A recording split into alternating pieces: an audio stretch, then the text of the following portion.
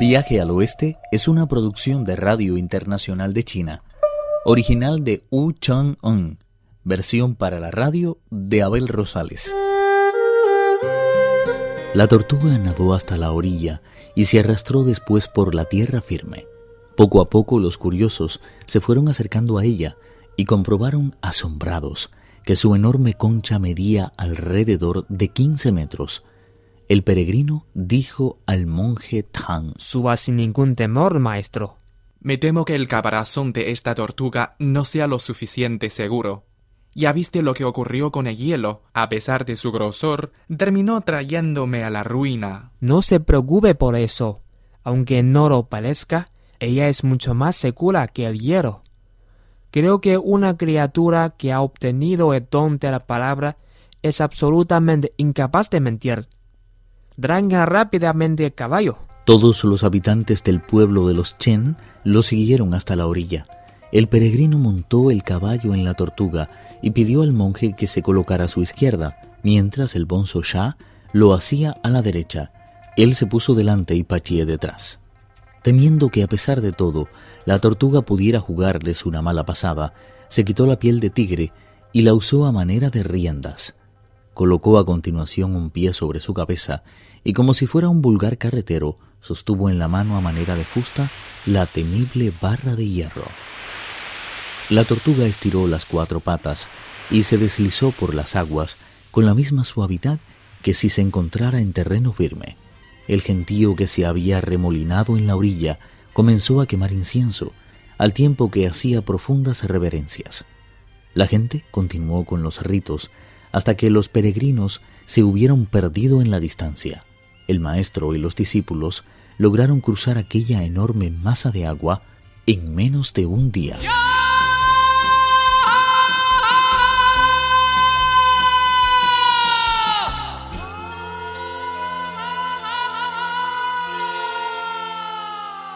La tortuga blanca cumplió su promesa de transportarlos a lo largo de los 800 kilómetros que separaban las 2 márgenes del río que llega hasta el cielo.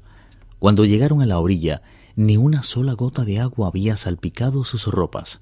Tripitaka juntó las manos a la altura del pecho y dio las gracias a la tortuga diciendo: No hay nada que pueda entregarte por lo que acabas de hacer. Cuando regrese con las escrituras sagradas, te ofreceré un regalo en prueba de agradecimiento. No es necesario que haga una cosa así. He oído, sin embargo, decir que el patriarca budista del paraíso occidental no solo ha superado el ciclo de muerte y reencarnaciones al que todos estamos sujetos, sino que posee un conocimiento total del pasado y el futuro. A pesar de llevar dedicándome más de 1300 años a la práctica de la virtud, lo cual me ha permitido alcanzar una edad longeva en extremo y el don del lenguaje humano, no he conseguido todavía desprenderme de la atadura de mi concha. Agradecería, por tanto, que le pida al patriarca budista que me librara de ella y me consiguiera un cuerpo humano. Aunque nunca cumpliría su promesa, el monje Tang dijo: Prometo que así lo haré. La tortuga dio media vuelta y se sumergió rápidamente en las aguas del río. El peregrino ayudó al monje Tang a montar en el caballo, mientras Pachie cargaba con el equipaje y el bonzo Sha se encargaba de cerrar la marcha. No les costó mucho encontrar el camino que conducía hacia el oeste, enfilándolo con renacidas esperanzas y firme ilusión. Sobre todo ello disponemos de un poema que dice: El monje santo partió en busca de Buda por orden imperial, no dudando en recorrer enormes distancias ni en someterse a dificilísimas pruebas.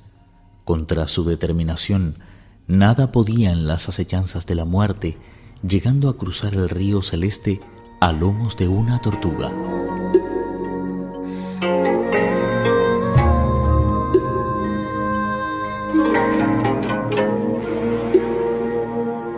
Otro poema titulado Nan Kou Tzu describe cómo escapó el monje Tang de la trampa de hielo del río que llega hasta el cielo y cómo logró atravesarlo a lomos de una tortuga blanca.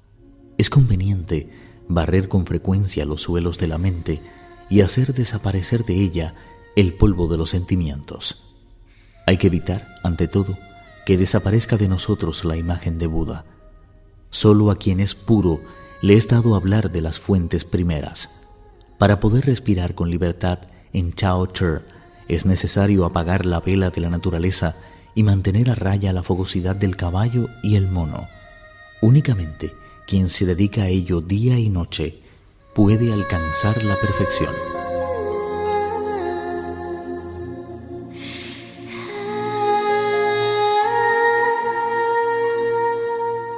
Una vez conseguido su propósito, los 4 monjes salieron al camino principal y prosiguieron su marcha hacia el oeste. Era bien entrado el invierno, y vieron veladas por la neblina las siluetas de los bosques y las moles de las cordilleras que se asomaban a una red de arroyos y torrentes. No tardaron de esta forma en toparse con una montaña enorme que les cerraba el paso.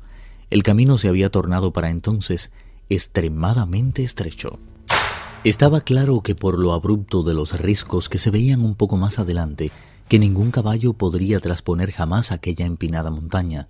Tripitaka tiró de las riendas y llamó a sus discípulos. ¿Han visto la altura de esa montaña que se alza ante nosotros? Debe de estar infectada de tigres, lobos y toda clase de bestias dispuestas a caer sobre nosotros. Les aconsejo que extremen cuanto puedan la precaución. No se preocupe, maestro.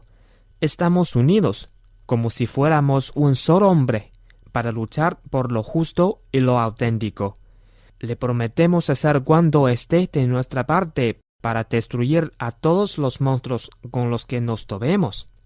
De los tigres y lobos no hay por qué tener miedo. Tripitaka se sintió más tranquilo al oír eso y espoleó el caballo para que iniciara la ascensión.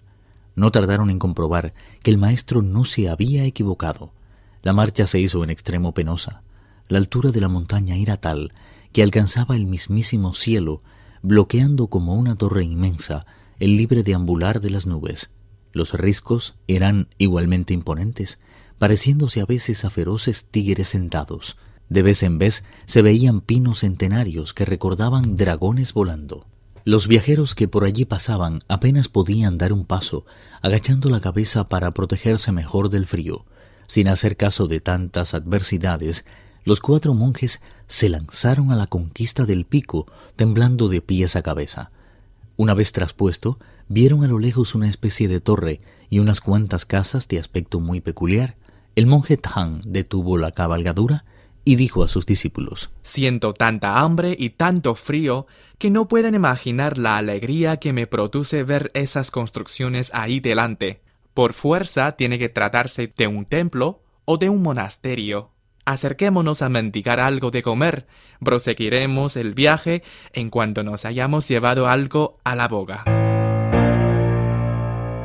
El peregrino abrió cuanto pudo los ojos y comprobó que tan peculiar lugar estaba cubierto por un aire de origen diabólico y una neblina que solo presagiaba desdichas. Ese no es un buen lugar, maestro. ¿Por qué no? ¿Acaso no hay gente viviendo ahí? A lo largo del camino que conduce hacia el oeste, hay infinidad de diablos y monstruos con poderes suficientes como para levantar de las casas y pueblos. Meras trampas para atraer a los viajeros incautos.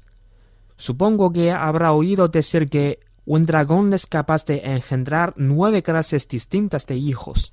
Una de ellas es una almeja gigante, cuya respiración brilla como los rayos y a veces toma la forma de casas y edificios. Si pasan por allí volando algunos pájaros o cuervos y deciden detenerse en esos falsos pueblos a recobrar las fuerzas, la almeja se los traga enseguida.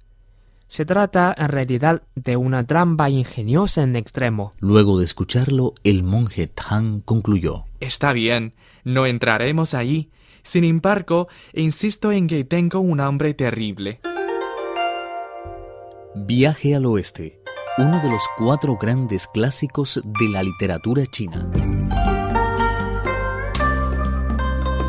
Versión para la radio, Abel Rosales. Actuaron en este capítulo Pedro Wang y Alejandro Lee. Esta es una realización de Abel Rosales, quien les habla, para Radio Internacional de China.